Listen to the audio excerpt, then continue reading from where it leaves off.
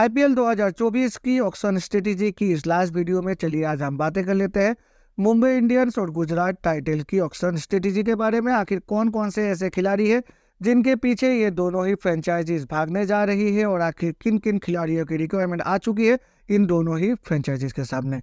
अगर हम गुजरात टाइटन की तरफ देखते हैं तो उनके पास पर्स अवेलेबल है 38.15 करोड़। प्लेयर्स उन्होंने 8 रिलीज कर दिए हैं। स्लॉट उनके पास है 8, जहां पर 2 स्लॉट है ओवरसीज प्लेयर की।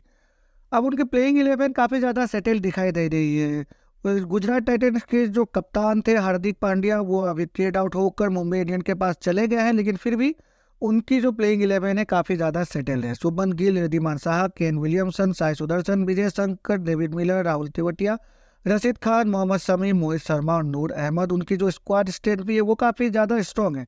Matthew Wade, Abhinav Manohar, Darshan Nalkande, Jayant Yadav, R Sai Kishore और जोश लिटिल।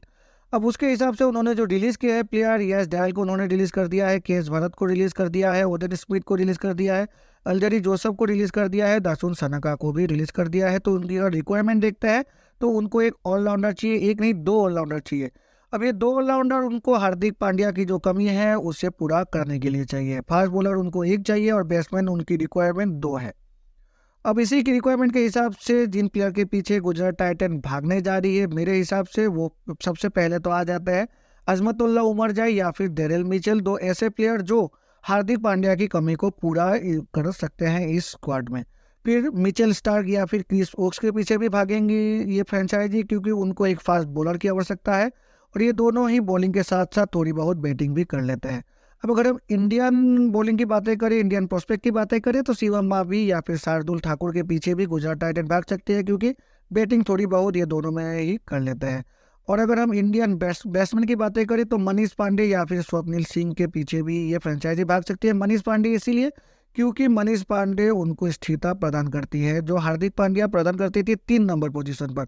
अगर उनको 4 फॉरेनर खिलाने हैं तो 3 नंबर की पोजीशन केन विलियमसन की जगह उनको एक ऐसा प्लेयर रखना है जो आराम से आकर 3 नंबर पोजीशन पर बैटिंग कर सके। तो मनीष पांडे इस स्लॉट के लिए काफ़ी ज़्यादा सेटल दिखाई देते हैं।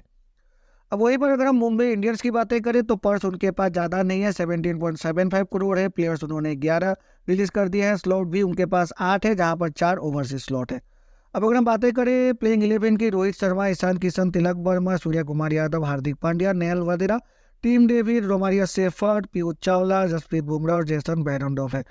तो उनके पास जो है प्लेइंग 11 है वो काफ़ी ज़्यादा सेटल्ड है। अब हार्दिक पांड्या के आने के बाद तो और भी ज़्यादा सेटल्ड हो चुकी है, लेकिन फिर भी जो रोमारियो सेफर्ड का पोजीशन है वो पोजीशन थोड़ा सा यहाँ पर डगमगाया हुआ है, वो पूरी तरह से सिक्योर्ड पोजीशन नहीं है।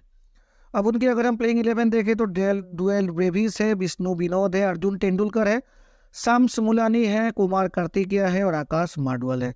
अब रिलीज उन्होंने काफ़ी ज़्यादा प्लेयर को किया है। उनकी जो पेस बैटरी है, जो फॉरेन पेस बैटरी है, उनको पूरी तरह से उन्होंने रिलीज कर दिया है। Jhye Richardson, Riley Meredith, Chris Jordan, Sandeep Warrier, फिर जोफ्रा आर्चर, सभी को उन्होंने रिलीज कर दिया है। साउथ अफ्रीका की जो प्लेयर है ट्रिस्टन स्टब्स, उनको भी उन्होंने रिलीज किया है।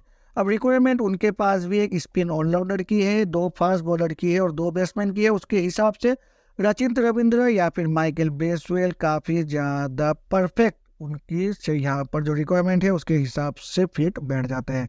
क्रिस वोक्स या फिर जेरल क्वाडजे के पीछे भी वो भागेंगे, क्योंकि ये दोनों ही जो फास्ट बॉलिंग ऑलराउंडर है उसकी कमी को पूरा कर देते हैं। रोमारियो शेफर्ड की जगह को फुल्ली यहाँ पर वो रिप्लेस कर देते हैं। हैरी ब्रूक या फिर ट्रेविस हेड के पीछे भी ये टीम भागने जा रही है, क्योंकि उनको एक ऐसा प्लेयर चाहिए जो मिडिल ऑर्डर में आकर बल्लेबाजी कर सके, या फिर अगर वो नहीं मिलते हैं क्योंकि उनके पास पर्स में ज़्यादा पैसा नहीं है तो डेविड मलान या फिर राशिव वेंडरडूसन के पीछे भी मुंबई इंडियंस की जो फ्रेंचाइजी है वो बोली लगाने जा रही है। तो इन्हीं स्ट्रेटेजीज के साथ मुझे लगता है मुंबई इंडियंस और गुजरात टाइटंस उतरने जा रही है आईपीएल की मिनी ऑक्शन में। तो चलिए मिलते हैं अपनी अगली वीडियो में, तब तक के लिए good bye and take care.